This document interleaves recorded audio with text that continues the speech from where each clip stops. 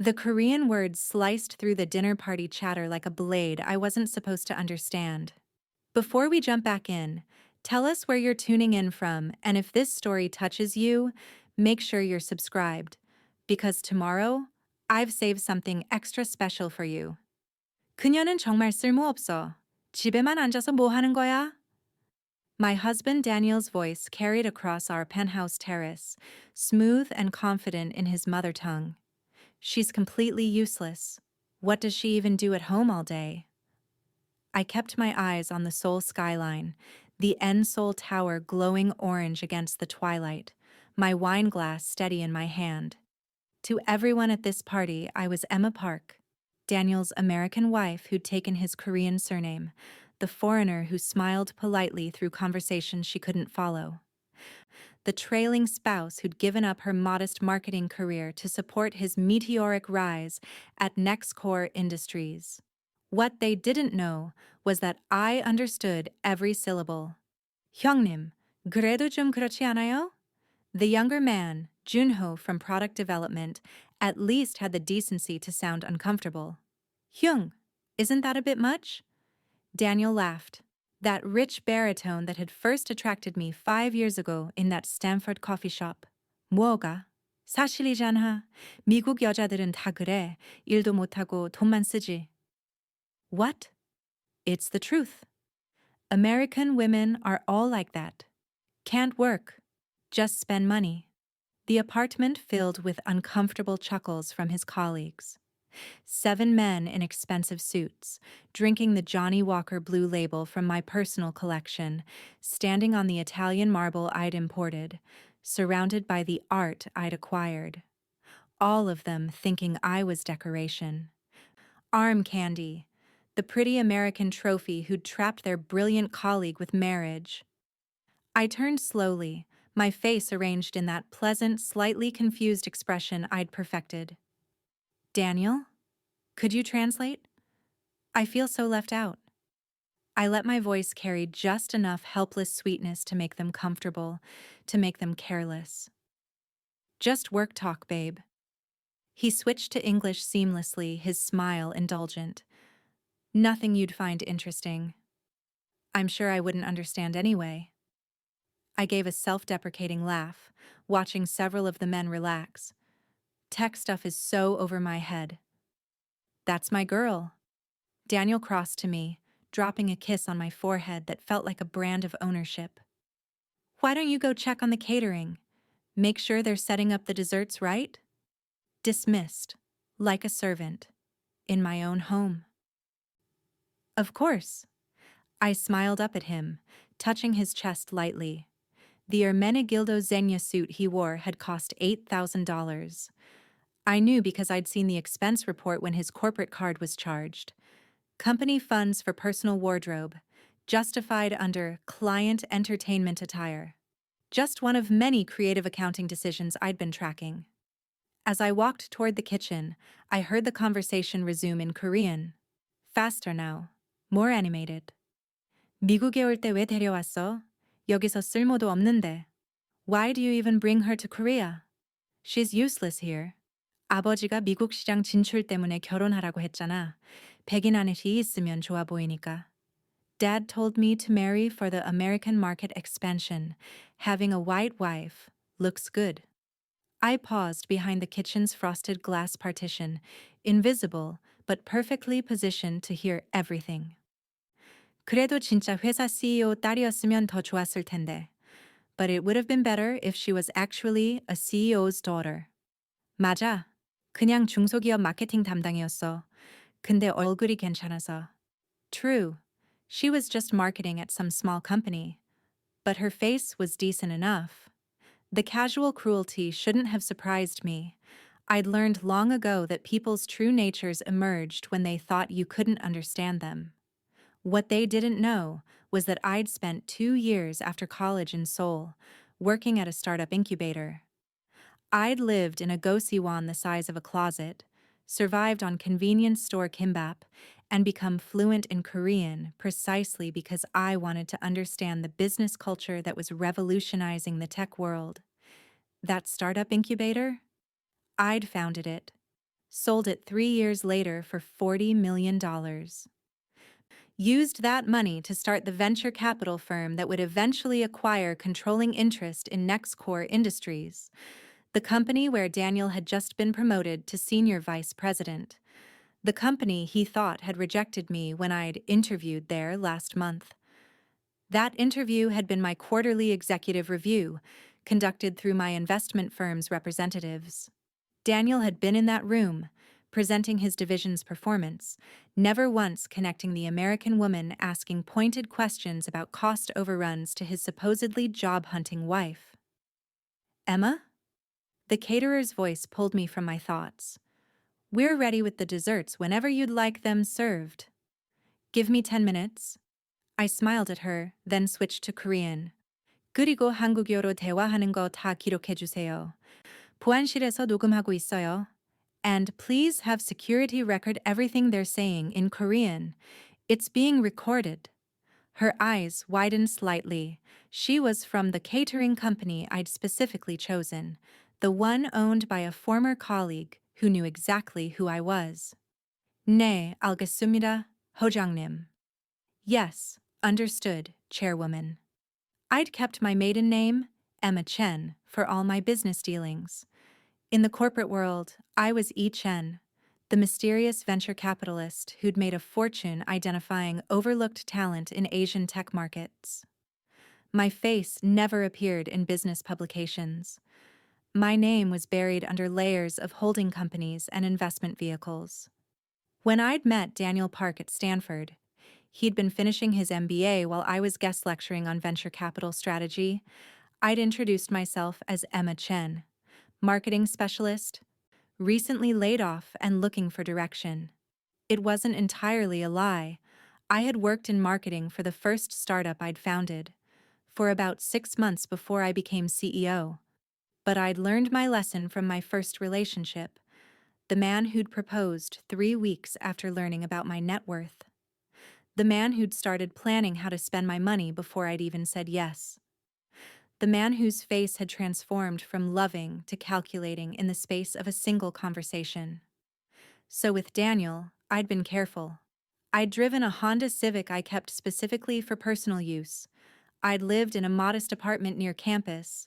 I'd talked about student loans and job hunting and all the normal struggles of a 20-something trying to make it in competitive markets. And Daniel had been charming, attentive, supportive in that way that felt genuine at first. He'd paid for dinners, insisted on picking up tabs, played the role of the successful MBA candidate dating down to someone he was helping. The proposal had come 6 months in. On a beach in Monterey, the ring modest, his words about building a future together touching. I'd said yes because I'd wanted to believe I'd found someone who loved me for me, not for my money. The prenup had been his idea. To protect us both, he'd said. I'd signed it without comment, knowing it protected nothing I actually cared about. All my real assets were held in corporate structures he knew nothing about. The apartment we lived in? Leased under a property management company I owned. The cars, the art, the lifestyle, all purchased through business entities. We'd married in a small ceremony in Napa. His parents had flown in from Seoul, his father a retired executive, his mother a professor. They'd been politely distant, clearly disappointed their son hadn't married Korean. My parents, both professors at Berkeley, had liked Daniel's confidence and ambition. Everyone had been so happy. The first crack appeared 3 months after the wedding. I'd come home from what he thought was a job interview to find him on the phone, speaking in rapid Korean. I'd pretended not to understand as he told his friend, "She didn't get it. Another rejection. I don't know how long I have to pretend to be supportive. American women have such fragile egos." I'd stood in the doorway, my face arranged in defeat, watching him transform his expression from annoyance to sympathy as he noticed me. "Hey, sweetie. Tough day?" Preparing and narrating this story took us a lot of time, so if you are enjoying it, like this video, It means a lot to us. Now back to the story. That night, I'd made my decision. I would document everything, learn exactly who I'd married, and when the time was right, I would make my move. That was 2 years ago. 2 years of playing the unsuccessful job seeker while running my investment empire from my home office that he thought was just me playing around with a laptop. 2 years of watching him climb the corporate ladder at NextCore, never knowing that every promotion, every opportunity, came with my approval behind the scenes. 2 years of listening to him mock me in Korean to his colleagues, his family, his friends. 2 years of building an airtight case. Emma? Daniel's voice called from the terrace. Can you bring more ice? I grabbed the ice bucket, plastering on my helpful smile. As I returned to the terrace, I caught the tail end of another conversation. 내일 아이스 호의에서 구조 조정 발표한대. 5명 정도 잘릴 거야. Tomorrow at the board meeting, they're announcing restructuring. About 5 people getting cut. My hand didn't shake as I set down the ice. Tomorrow's board meeting, the one where I would finally attend in person instead of via video conference, the one where Daniel would present his division's quarterly report, the one where everything would change. Thanks, babe. Daniel took the bucket without looking at me. Oh, this is Minho, our new CFO. Minho, this is my wife Emma. The CFO, a sharp-eyed man in his 40s, gave me a polite smile. Pleasure to meet you. Daniel talks about you often. All good things, I hope. I kept my voice light. Of course. Minho's eyes flicked to Daniel with an expression I couldn't quite read. He says you're very supportive of his career. I try to be. I smiled warmly. Though I'm afraid I don't understand much about what he does. Tech is so complicated. Daniel mentioned you've been looking for work? Minho's English was perfect, American educated. What field? Marketing mostly, but the market's tough right now. I gave a self-deprecating shrug. I'm thinking about maybe taking some classes, reinventing myself. Good for you. His tone was kind but dismissive. It's important to keep busy. Keep busy. As if I weren't managing a portfolio worth $900 million. As if I hadn't spent my morning on a video call with Samsung's venture capital division discussing a potential partnership. As if my hobby blog about tech trends wasn't actually a cover for the industry analysis I sold to Fortune 500 companies for 6 figures per report. Daniel, can I steal you for a moment? Junho approached, his expression serious. We should discuss tomorrow's presentation. Sure, yeah. Daniel turned to me. Babe, why don't you go ahead and eat? Don't wait up. This might take a while. Dismissed again. I nodded, smiled, and retreated to the kitchen. Through the glass, I watched them huddle on the far side of the terrace, speaking in low voices. Daniel's body language was tense. Whatever tomorrow's board meeting held, he was worried. Good. He should be. My phone buzzed in my pocket. A message from my executive assistant, Lisa, one of the few people who knew my dual identity. Presentation ready. Board members confirmed. Legal has finalized the documents. Are you sure about the timing? I typed back quickly. Tomorrow. It's time. Her response came immediately. Daniel's going to lose his mind. That's the idea. I slipped the phone back into my pocket and began cleaning up the kitchen, playing the role of the dutiful housewife. Through the glass, I could see Daniel gesturing animatedly, his colleagues listening intently. They were worried about the restructuring, wondering who would be cut, hoping their political maneuvering had secured their positions. None of them knew that the restructuring was my idea, that I'd spent 6 months reviewing every division, every expense, every employee, that the 5 positions being eliminated were strategic cuts designed to improve efficiency and send a message. And none of them knew that Daniel's name was at the top of my list, not for termination. That would be too simple. I had something much more educational in mind for my husband. The party finally wound down around 11. I played the perfect hostess, thanking everyone for coming, accepting their condescending compliments about my home, smiling through Daniel's casual dismissals. As the last guest left, Daniel loosened his tie and poured himself another drink. God, what a night. Did you see Minho's face when I mentioned the Johnson account? He spoke in English, his guard down now that we were alone. He knows I'm being groomed for VP of Asia Pacific, another 2 years, and I'll be in the C-suite. That's wonderful, honey. I began gathering empty glasses. You've worked so hard. Yeah, well, someone in this marriage has to be ambitious. The words were casual, almost joking, but the edge was there. Speaking of which, how was your interview this week? I'd had no interview. What I'd had was a meeting with NextCore's board to discuss Q4 strategy and the upcoming leadership changes, but he didn't need to know that. They said they'd let me know. I kept my voice neutral. Emma?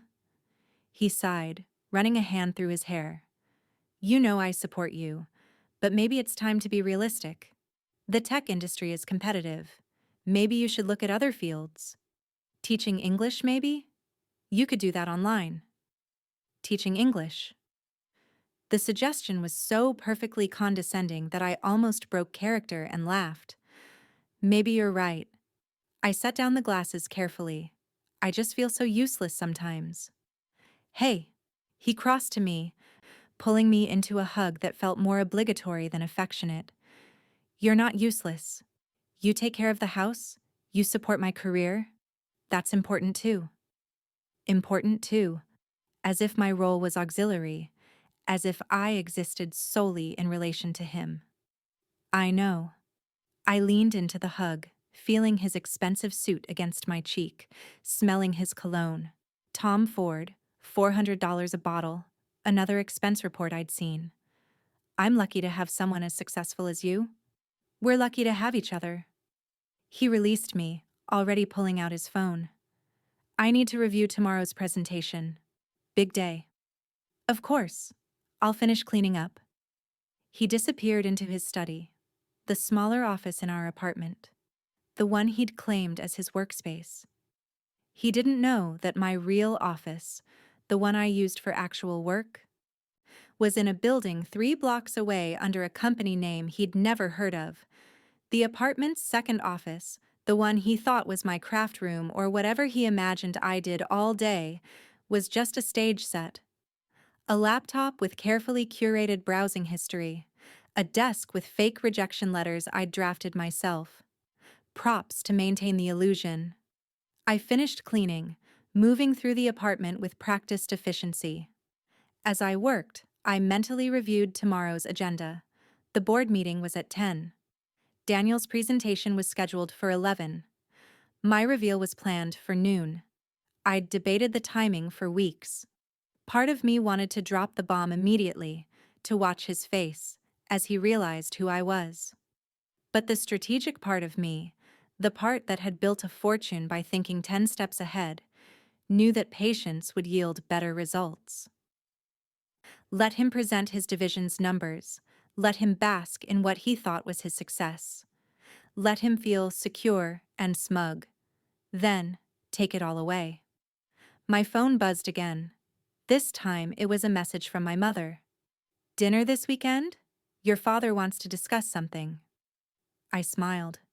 My parents knew the truth. They'd known from the beginning.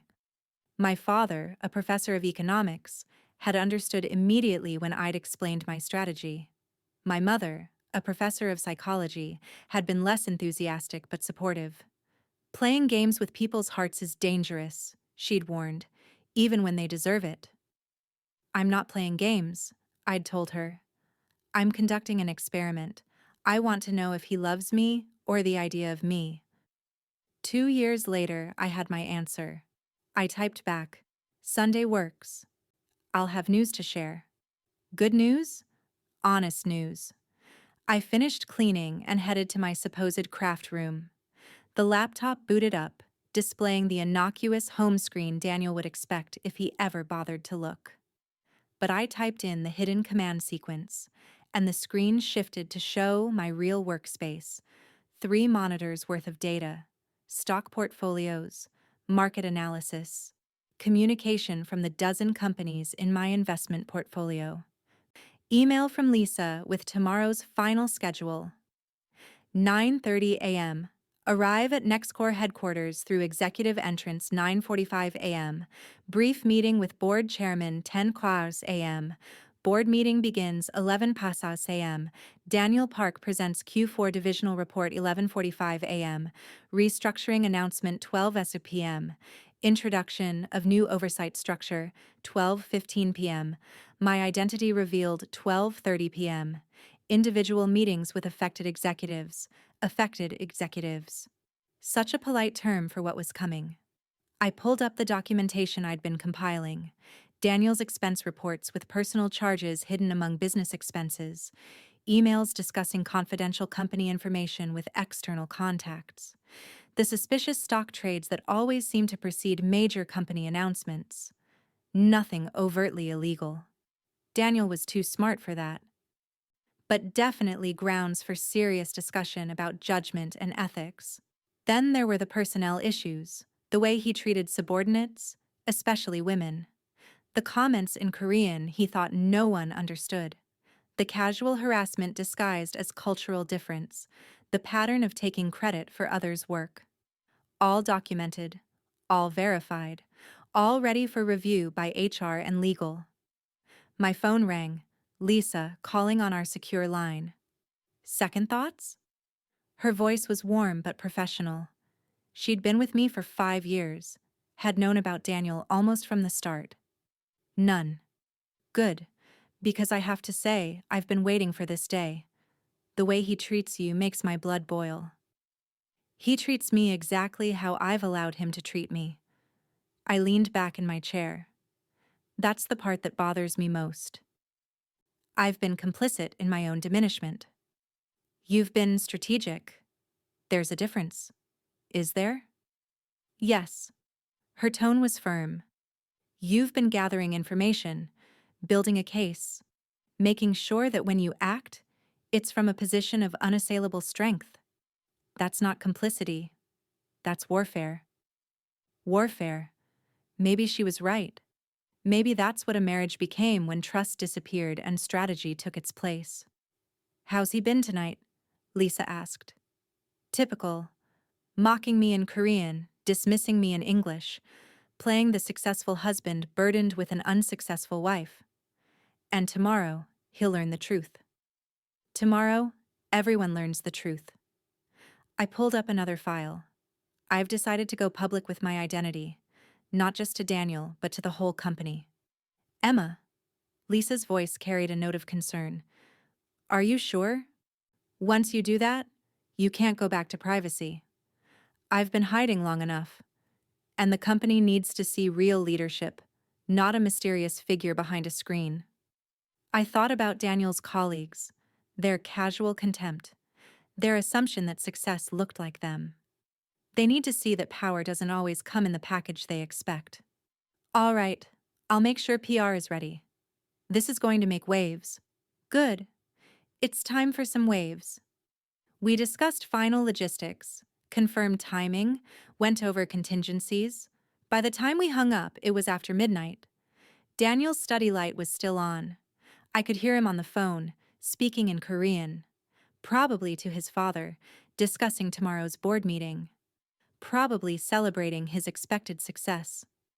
I stood in the doorway, watching him through the crack in the door. He was animated, confident, gesturing as he spoke even though the other person couldn't see him. This was Daniel in his element, ambitious, driven, certain of his path forward. 내일이면 다 끝나. Asia 태평양 부사장 자리는 내 거야. Tomorrow it all comes together. The Asia-Pacific VP position is mine. I listened as he outlined his 5-year plan. VP within months, C-suite within 2 years, possibly CEO within 5. He'd leveraged his marriage to an American woman to seem internationally minded. Now he'd leverage his single-minded focus on work, unburdened by a wife who couldn't keep up.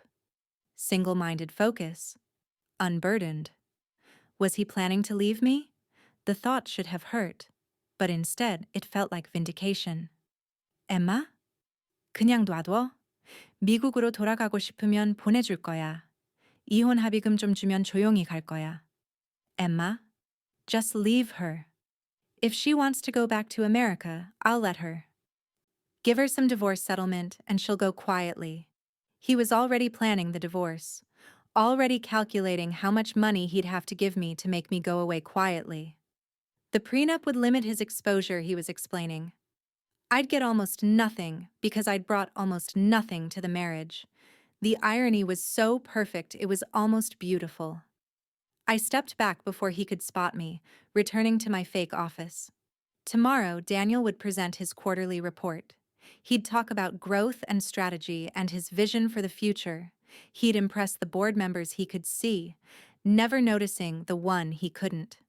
And then I would stand up. I would introduce myself. And I would watch his world collapse with the same clinical detachment he'd shown watching mine, or what he thought was mine, crumble. But tonight, I had one more task. I opened a new document and began to type. To the Board of Directors of Nextcore Industries. Tomorrow, I will be attending the board meeting in person for the first time. As you know, I have maintained my anonymity to focus on strategic decisions without the complications of public identity. However, recent developments have made it clear that this approach must change. What follows is a comprehensive review of the senior leadership team's performance over the past 2 years, with particular focus on ethical considerations and cultural fit with our company values.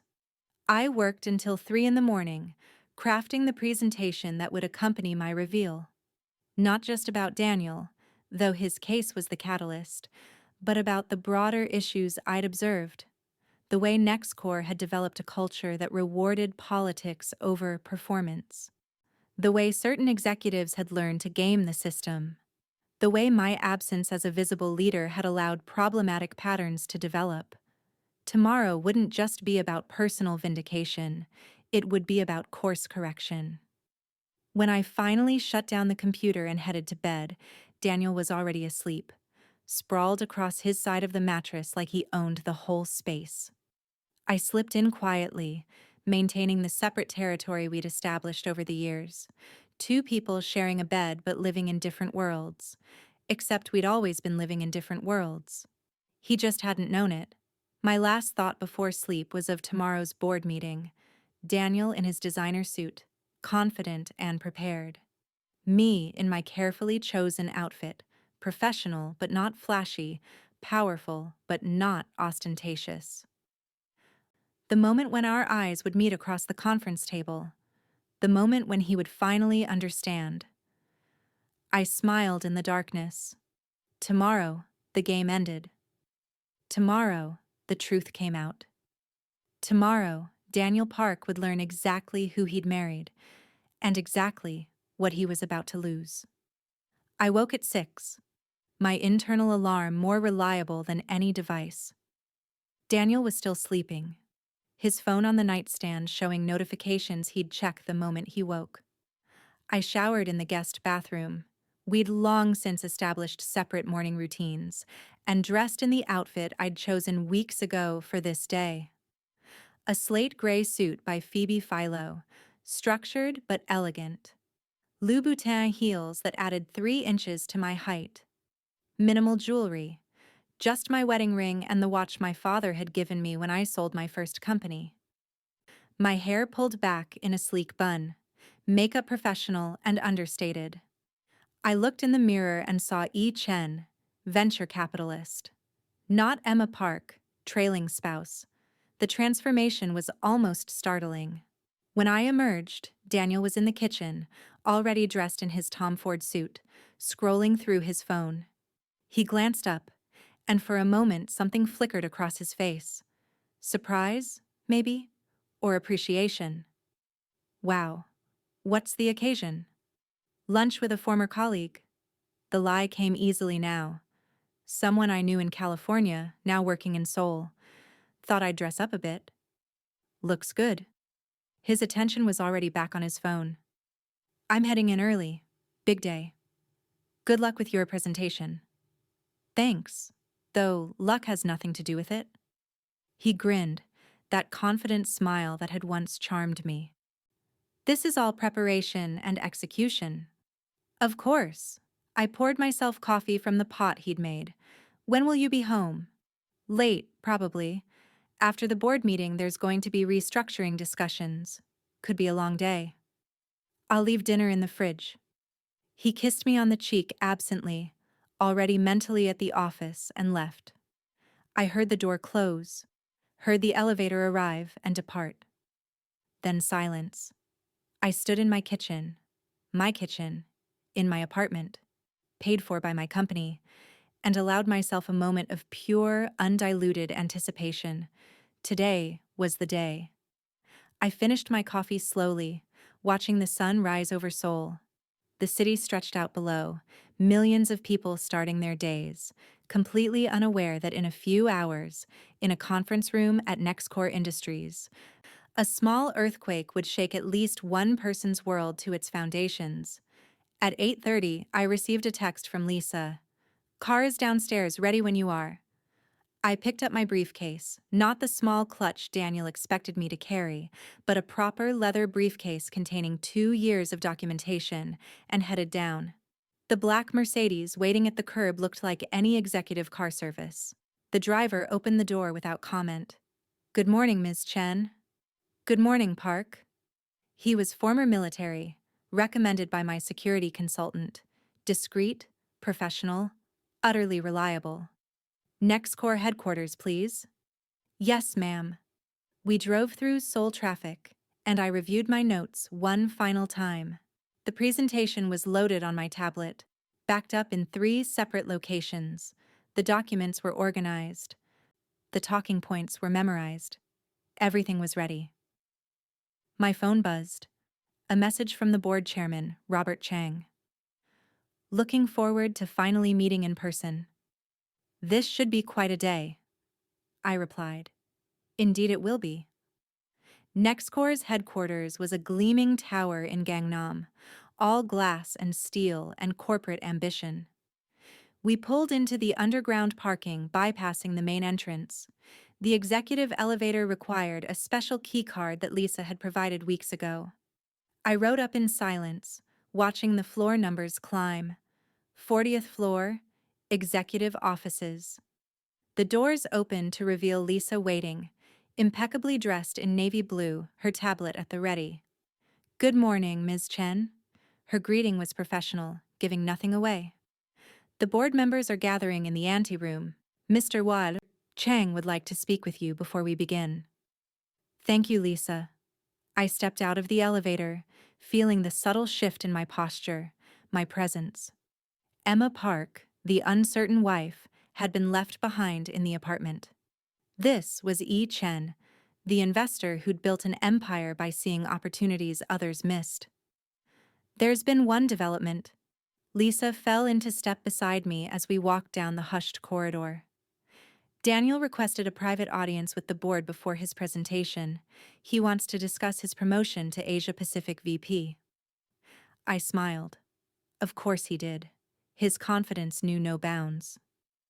And what did Mr. Chang say? That all personnel matters would be discussed after the restructuring announcement. Perfect. We reached the chairman's office. Lisa knocked once and opened the door. Robert Chang stood from his desk, a smile creasing his weathered face. He was 70, a veteran of Korean business wars, and one of the few people who'd known my identity from the start. Ms. Chen. He bowed slightly, a gesture of respect that would have confused Daniel to witness. Welcome. It's an honor to finally meet face to face. The honor is mine, Chairman Chung. I returned the bow. Thank you for your patience with my unconventional approach. Unconventional, perhaps, but effective. He gestured to the chairs. Though I must admit, today's agenda is more unconventional than most. Are you certain about this approach? Completely certain. He studied me for a moment, his sharp eyes assessing. You know this will create significant upheaval. The executive team, the employees, the media, everyone will have questions. I have answers. And your husband? His tone was delicate. This will be quite a shock. Chairman Chang, my husband has spent 2 years mocking me in Korean, thinking I couldn't understand. He's discussed divorcing me to advance his career. He's called me useless, stupid, a burden. I kept my voice level. Whatever shock he experiences is entirely of his own making. Chang nodded slowly. Very well. The board is with you. Shall we begin? We moved to the adjacent boardroom, where 15 board members were already seated. They stood as I entered, not for Emma Park, the unknown wife, but for Yi Chen, the power behind their positions. I took my seat at the head of the table, Chang to my right. Good morning. I let my voice carry the authority I'd been hiding for years. Thank you all for coming. Before we begin the official meeting, I want to address what will happen in the next few hours. As you know, I've maintained anonymity to focus on strategic decisions without distraction. Today, that changes. Today, you will all meet my husband. A few eyebrows raised. My marriage wasn't common knowledge among the board. A few knew, but most hadn't connected the dots. My husband is Daniel Park, Senior Vice President of Operations. He does not know I am Yi Chen. He does not know I am the primary investor in this company. He believes I am an unemployed marketing specialist who has been rejected by Nextcore multiple times. Now I had their complete attention. Over the past 2 years, I have documented numerous issues with senior leadership, including ethical concerns, misuse of company resources, and cultural problems that have developed in my absence as a visible leader. Today's restructuring is the first step in addressing these issues, and today's revelation is the second. Ms. Chen. One of the board members, a woman named Sarah Kim, leaned forward. With respect, are you certain mixing personal and professional matters like this is wise? Ms. Kim, I appreciate your concern, but this isn't about revenge. It's about accountability. I pulled up my presentation on the main screen. What you're about to see is a pattern of behavior that has affected not just me personally, but our company culture. My husband is just the most visible example. I clicked through slides showing expense reports, emails, HR complaints. Not just Daniel's, though his were prominently featured, but a systemic pattern. Senior executives exploiting loopholes, creating hostile work environments, prioritizing personal advancement over company success. This stops today. I looked around the table. Today, we announce restructuring. Today, we introduce new oversight mechanisms. And today, I step out of the shadows to provide the visible leadership this company needs. The room was silent for a moment. Then Chang spoke. The board supports you, Ms. Chen. Unanimously. The others nodded their agreement. Not just acquiescence, but genuine support. I'd chosen my board members carefully over the years, people who valued integrity, who understood that sustainable success required ethical leadership. Thank you. I checked my watch. Daniel's presentation is in 45 minutes. I'd like him to proceed as planned. Let him present his vision for the future. Then we'll proceed with restructuring, and then, I smiled slightly, then we'll have introductions. The official board meeting began. Standard agenda items, financial reports, strategic updates. At 11 o'clock sharp, the door opened and Daniel walked in, flanked by Junho and Minho. He was carrying his presentation materials, his expression confident. He didn't even glance at me. Why would he? I was just another board member, one of many, sitting quietly at the far end of the table in my professional suit. Another Asian American woman in a room full of executives. Nothing remarkable, nothing memorable. nothing that connected to his unemployable wife. Mr. Park. Chairman Chang gestured to the presentation area. Please begin. Daniel launched into his presentation with practiced ease. Quarter-over-quarter growth. Market expansion. Strategic initiatives.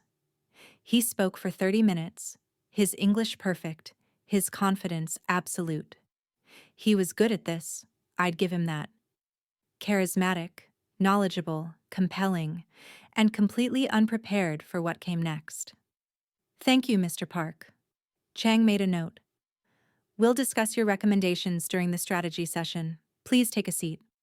Daniel sat, probably assuming his promotion announcement would come any moment. Instead, Chang turned to me. Ms. Chen, would you present the restructuring proposal? Every eye turned to me. Daniel's gaze was polite but disinterested.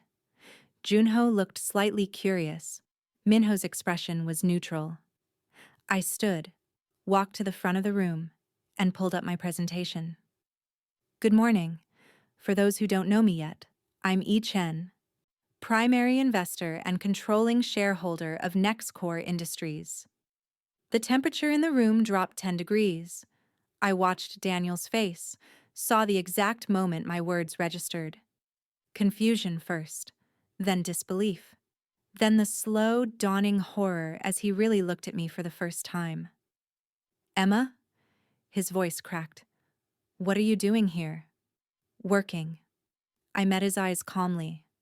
Same thing I've been doing every day for the past 2 years while you thought I was unemployable.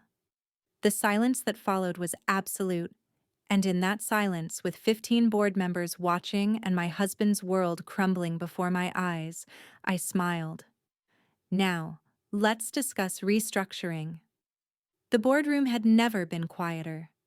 Daniel sat frozen in his chair, his face cycling through expressions so rapidly I could catalog each one.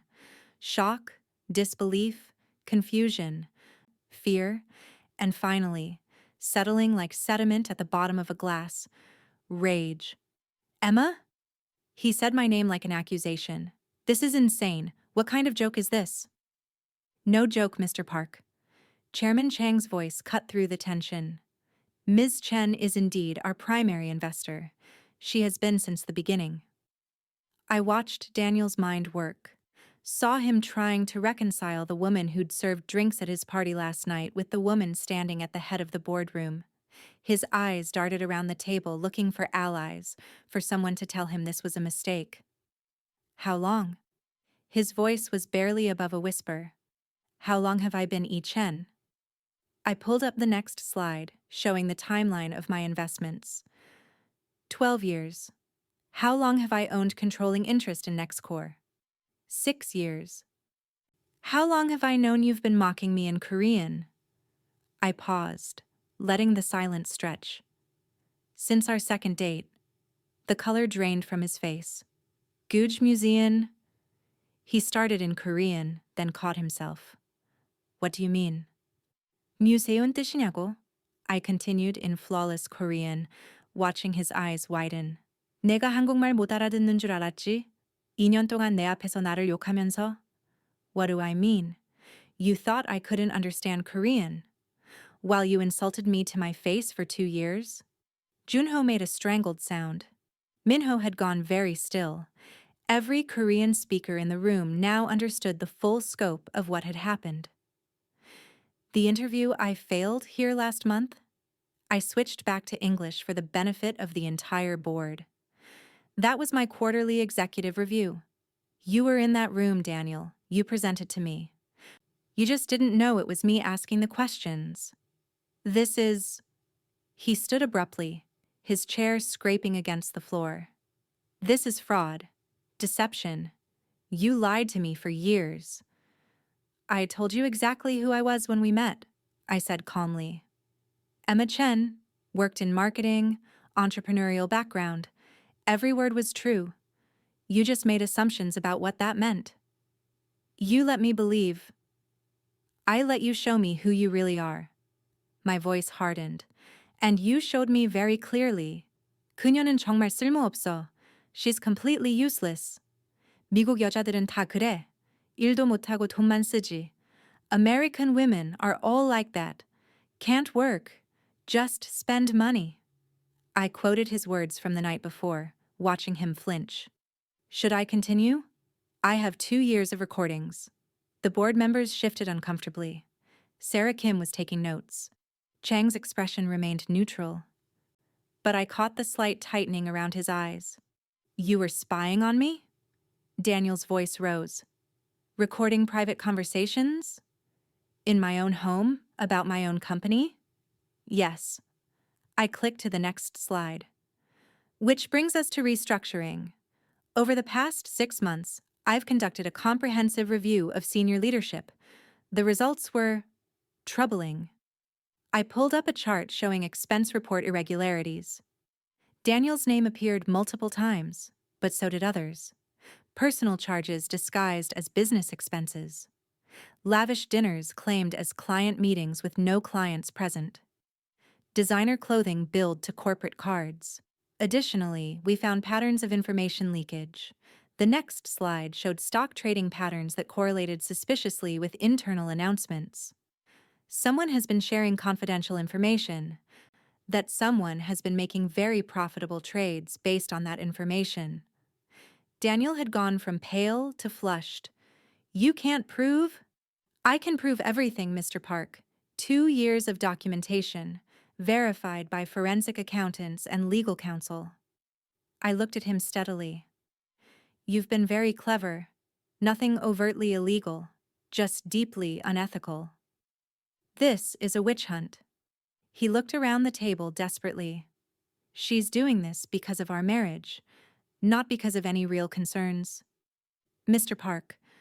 Chang's voice was ice. The board has reviewed all of Ms. Chen's documentation. This has nothing to do with your personal relationship and everything to do with your professional conduct. We've also reviewed complaints from subordinates, Sarah Kim added, her tone professional but cold. Particularly from female employees about inappropriate comments and behavior.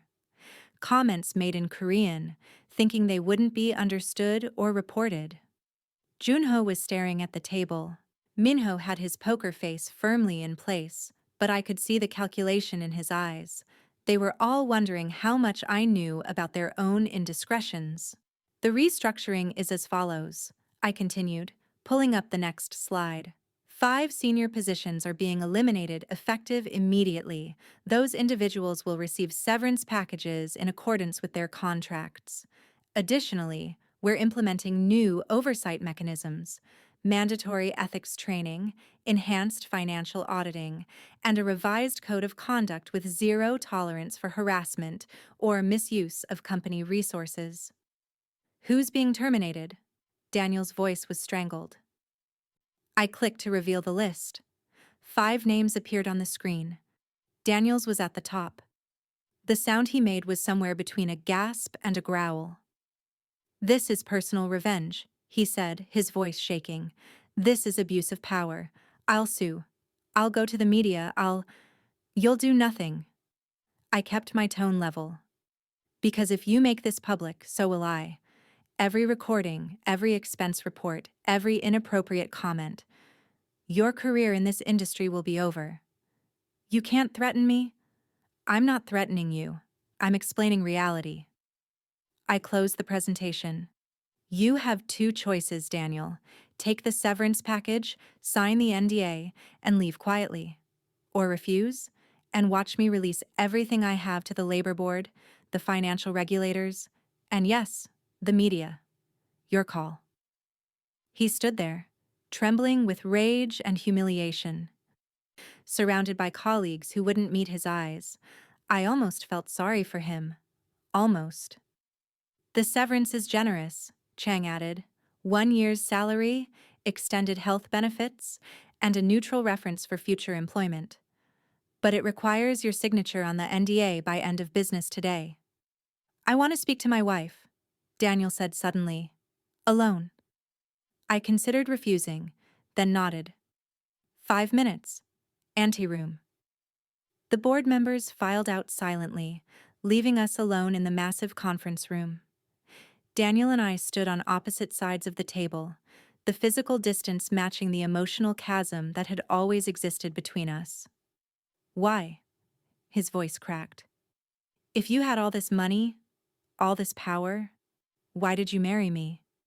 Why did you let me humiliate you? I married you because I wanted to believe someone could love me for who I was, not what I had. I met his eyes. I let you humiliate me because I needed to know the truth. And now I do. The truth? He laughed bitterly. What truth? That you're a liar? A manipulator? That you never loved me? The words came out quieter than I'd intended. You loved the idea of me, the convenient American wife who made you look international. The woman you could control and diminish to make yourself feel powerful. You never once asked about my dreams, my ambitions, my real self. You just assumed I had none. You never told me. I shouldn't have had to. I felt the anger rising now. 2 years of suppressed fury finally finding voice. You never asked, Daniel. Not once in 5 years did you ask what I wanted, what I'd done, who I was before you. You just decided, and I let you, because I wanted to see how far you'd go. This is sick. He shook his head. You're sick. Normal people don't test their partners like this. Normal partners don't mock their spouses in languages they think they can't understand. Normal partners don't plan divorces while pretending everything is fine. Normal partners don't call their wives useless and stupid to their colleagues. My voice hardened. You showed me exactly who you are, Daniel. Every insult, every dismissal, every casual cruelty. I just gave you enough rope. He stared at me for a long moment. Then quietly, did you ever love me? The question landed like a stone in still water. I thought about the man I'd met at Stanford, the charm and confidence that had drawn me in. The proposal on the beach, the moments of apparent tenderness. I loved who I thought you were, I said finally, before I understood it was an act. An act? He laughed harshly. You're calling me an actor? You've been playing a role for 2 years. I played the role you assigned me. I just did it better than you realized. I checked my watch. Your 5 minutes are up. The board is waiting for your decision. What about you? He looked at me, really looked at me, maybe for the first time. What happens to you now? I keep running my company. I step out of the shadows and lead visibly. I stop hiding who I am to make other people comfortable. I moved toward the door. And I file for divorce. The prenup protects your assets, not mine. You'll get nothing from me, Daniel. Just like you gave me nothing that mattered. I opened the door. The board members were waiting in the anteroom, along with Lisa and 2 lawyers. Mr. Park will need an hour to consider the severance offer, I told them. In the meantime, let's proceed with the rest of the restructuring. Daniel walked past me without another word, his shoulders rigid. I watched him go, feeling nothing. No satisfaction, no regret. Just a profound sense of closure. The rest of the board meeting proceeded efficiently. The other 4 names on the restructuring list were called in one by one. Some argued, some accepted quietly. All signed the NDAs eventually. The alternative was too costly. By 3 p.m. it was done. 5 senior executives were clearing out their offices. HR was already posting the internal announcements, and I was standing in what would become my permanent office, the corner suite with floor-to-ceiling windows overlooking Seoul. Miss Chen? Lisa entered with her tablet. The press release is ready for your review. We're announcing your identity as CEO and primary investor, effective immediately. I read through it quickly. Professional, straightforward, no mention of personal drama. Perfect. Send it. There's going to be significant media interest, she warned. Questions about why you stayed anonymous so long, speculation about timing. Let them speculate. I'll give one interview to a reputable publication, lay out my philosophy on leadership and investment strategy, and then focus on work. I turned from the window. What else? Daniel signed the severance agreement an hour ago. He's already left the building. And the divorce papers? Being filed this afternoon. His lawyer called, fishing for a settlement. I told him to review the prenup. I nodded. It was really over. 5 years of marriage, 2 years of documentation, 1 day of reckoning. Over. My phone buzzed. A message from my mother. Your father and I saw the news. Are you all right? I typed back. I'm fine. Better than fine. I'll explain everything Sunday. Another message. This one from an unknown number. You destroyed my life. Daniel. I blocked it without responding. There was nothing left to say. Over the next few days, the story exploded across business media. Mysterious investor E. Chen revealed as Emma Chen, former anonymous CEO, steps into spotlight. The headlines varied, but the narrative was consistent. A successful investor choosing to end her anonymity to provide visible leadership.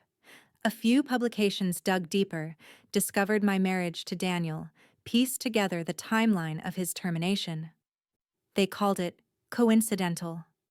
I let them. One journalist, a woman from the Financial Times, got an interview. We met in a cafe in Gangnam, neutral ground away from offices and speculation. Why now? She asked, after the preliminaries.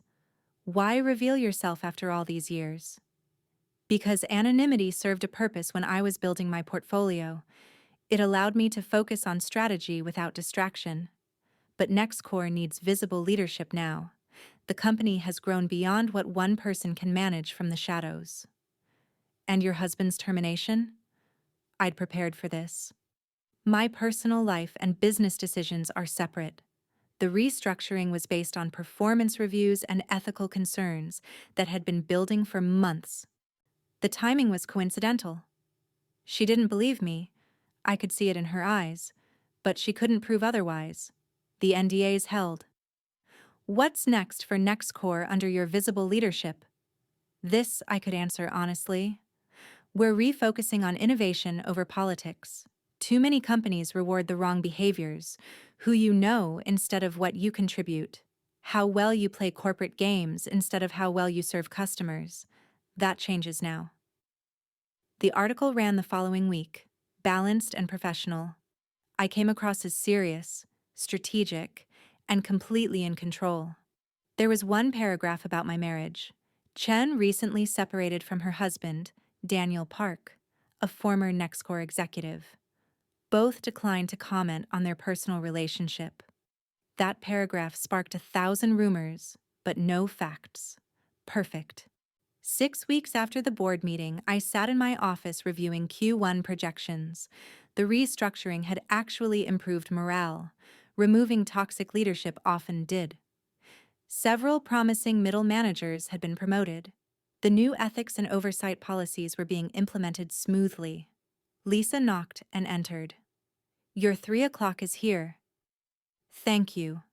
I straightened my jacket and prepared for the meeting. The woman who entered was young, maybe 28, wearing an inexpensive suit and carrying a worn portfolio. She looked terrified. Ms. Chen, thank you for seeing me. I'm Jiwon Park. I applied for the junior analyst position. I gestured to a chair. Please, sit. Tell me about yourself. She launched into her background nervously. Good grades, 2 years of experience at a smaller firm, ambitious but realistic goals. Standard interview material. But something in her eyes caught my attention. A hunger, a determination. Why NextCore? I asked. Because... She hesitated, then continued. Because I heard about the restructuring, about the changes you're making. I've worked at 3 companies where politics mattered more than performance, where being a woman meant working twice as hard for half the recognition. I want to work somewhere different. I studied her. 2 years ago, She could have been me. Hell, 12 years ago, she was me. Can I be honest with you, Ms. Park? Please. This industry will underestimate you constantly. They'll assume you don't understand technical concepts. They'll interrupt you in meetings. They'll take credit for your ideas. Some will do it consciously. Most will do it without thinking. It never really stops. Her face fell slightly. But, I continued, that doesn't mean you can't succeed. It means you have to be strategic. Document everything. Build alliances. Know your worth and never apologize for it. And sometimes, let people underestimate you. Their assumptions are your advantage. She looked up, surprise replacing disappointment. You're hired, I said. Starting salary is 15% above industry standard for your experience level. I'm also starting a women's leadership development program. You'll be in the first cohort. Tears welled in her eyes. Thank you. I won't let you down. I know you won't. Because if you do, I'll fire you. I smiled to soften the words. Performance matters here. Not politics, not connections. Performance. That cuts both ways. After she left, I sat back in my chair, looking out at Seoul. Somewhere in this city, Daniel was probably applying for new positions, trying to rebuild his career. I didn't wish him ill. I just didn't wish him anything at all anymore. My phone buzzed. A message from my divorce lawyer. Final papers signed. It's official. I felt nothing. No sadness, no relief. Just completion. That evening, I met my parents for dinner at their favorite restaurant in Hongdae. My father stood when I arrived, pulling me into a hug. How are you, sweetheart? Good. Really good. And I meant it. Over dinner, I told them everything. The party, the board meeting, the aftermath. My mother listened with her therapist's attention to detail. My father asked strategic questions about the company's direction. I'm proud of you, Mom said finally. Not for the revenge, though I'll admit, there's a certain poetic justice to it. But for finally showing the world who you really are. Your mother's right, Dad added. Hiding your light doesn't serve anyone. Not you, not the people who work for you, not the industry. It served a purpose, I said. I learned things I needed to learn. About people, about trust, about myself. And now? Mom asked. Now I lead visibly. I make decisions openly. I show young women like Jiwon that success is possible, that they don't have to diminish themselves to advance. Jiwon? Dad asked. I told them about the interview, about seeing myself in her nervous determination. You're mentoring, Mom said softly. That's good. That's how we change systems. Not just by succeeding ourselves, but by pulling others up behind us. We talked late into the evening about business and life and everything I'd kept hidden for so long. Walking to my car afterward, I felt lighter than I had in years. The apartment, my apartment, was quiet when I returned. Empty of Daniel's presence. Empty of pretense. I'd redecorated after he left, removing the furniture he'd chosen, the art he'd claimed to appreciate. Now it reflected my actual taste. Clean lines, meaningful pieces, spaces for thinking. I poured myself a glass of wine, not expensive scotch meant to impress, just wine I actually liked, and stood at the window looking out at the city lights. My phone buzzed. A message from an unknown number. I almost deleted it, assuming it was Daniel again, but something made me open it. Ms. Chen, this is Junho. From the board meeting. I know I don't deserve a response, but I wanted to apologize. I knew what Daniel was saying was wrong. I should have said something. I'm sorry. I stared at the message for a long moment. Then I typed. Apology accepted. Do better going forward. His reply came quickly. I will. Thank you for the second chance.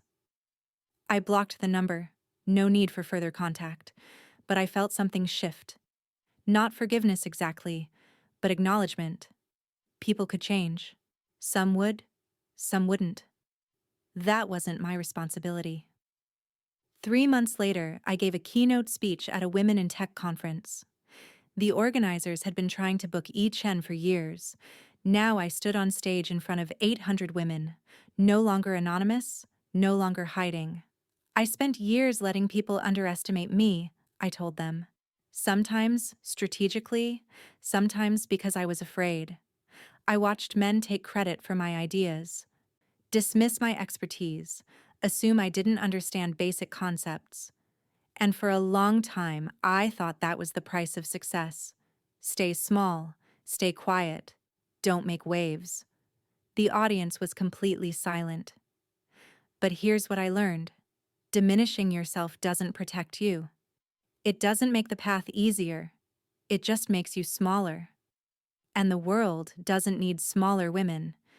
It needs women who take up space, who claim their expertise, who refuse to apologize for their success. I paused, meeting eyes across the auditorium. So my advice is this. Let them underestimate you if it serves your strategy. Document everything. Build your networks. Know your worth. But never ever believe their assessments of you. Your value isn't determined by their recognition. It's determined by your results. The applause was thunderous. Afterward, dozens of women approached me with their stories, their struggles, their triumphs.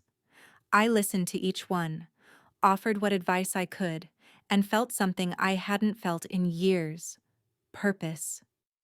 This was why I'd revealed myself. Not for revenge on one man, but for connection with all the women still fighting to be seen, to be heard, to be valued. 6 months after the board meeting, I received a letter. Handwritten, forwarded through my lawyer with a note that it had been screened for threats. It was from Daniel. Emma, I've had time to think. Time to sit with what happened, what I did, who I became. This isn't an excuse. There is no excuse. But I wanted you to know that I understand now, not immediately, not even soon, but eventually. You were right. I never asked about your dreams. I never saw you as a full person, just as an accessory to my ambitions. I told myself I was supportive, that I was a good husband, but I was neither. I was someone who needed to feel superior by making someone else feel small. I don't expect forgiveness. I don't deserve it. But I wanted to acknowledge that you were right, and I was wrong. About everything. I hope you're doing well. I hope Next Core thrives under your leadership. And I hope you find someone who sees you, really sees you, the way I never did. Daniel? I read the letter twice, then filed it away. Not in the trash. That felt petty. But in a drawer with other documents from that chapter of my life. Acknowledged, processed, and closed. Did it change anything? No. Did it matter? Maybe. Acknowledgement of harm was something. Not everything, but something. That night, I had dinner with Jiwon and 3 other women from the leadership program I'd started. We talked about their projects, their challenges, their wins. They were brilliant, ambitious, and utterly themselves. No pretense, no diminishment. Thank you for this program, one of them said, for seeing us. Thank you for letting me, I replied. You're changing this company. You're changing this industry. Walking home that night, I thought about the past 5 years. The deception, the documentation, the dramatic revelation. If I could go back, would I do it differently? Maybe. Probably. But I couldn't regret the outcome. Daniel had revealed himself, yes. But more importantly, I'd discovered myself. Not the woman hiding behind anonymity and false identities. Not the woman playing roles to test others. But someone stronger. Someone willing to be visible, vulnerable, and completely herself. My phone buzzed. A message from Lisa. Tomorrow's board meeting agenda is ready. Also, Samsung called. They want to discuss a partnership. I smiled. Tomorrow, more work, more challenges, more opportunities to lead visibly and authentically. The lights of Seoul spread out before me as I walked, millions of stories unfolding in the darkness. Mine was just one of them. But it was mine, finally and completely. And that was enough. 1 year after the board meeting, NextCore announced record profits. The restructuring had worked. The culture shift was real. We'd hired 300 new employees, launched 2 innovative products, and expanded into markets we'd previously struggled to penetrate. At the annual company meeting, I stood before 2,000 employees and shared our vision for the next 5 years. No longer hiding, no longer anonymous, just present, authentic, and accountable. Afterward, a young man approached me nervously. "Ms. Chen, I just wanted to say, my sister was at your keynote speech last year. She applied here because of what you said. She starts next week." "What's her name?" I asked. "Sarah Kim. She'll be in the engineering division." "I'll look forward to meeting her." And I meant it. That evening, sitting alone in my office as the sun set over Seoul, I pulled out a journal I'd started keeping. On the first page, I'd written, "Things I've learned." I added a new entry. "Authenticity isn't comfortable. It's not safe. But it's the only way to live fully." For years, I hid because I was afraid of being used, of being hurt, of being diminished. And in hiding, I diminished myself more than anyone else ever could. Daniel was a catalyst, not a cause. He showed me what I'd already known, that hiding doesn't protect you, that people will reveal themselves if you give them space. That love built on deception, even strategic deception, isn't really love at all. But the real revelation wasn't about him. It was about me, about stepping into my power, about leading visibly, about refusing to shrink. I don't regret the test I put Daniel through, but I regret testing myself by hiding. I wasted 2 years of my life playing a role when I could have been living authentically all along. No more hiding, no more tests, just truth, visible and uncompromising. That's the real revenge, not destroying Daniel's career, but building my own life, openly and completely.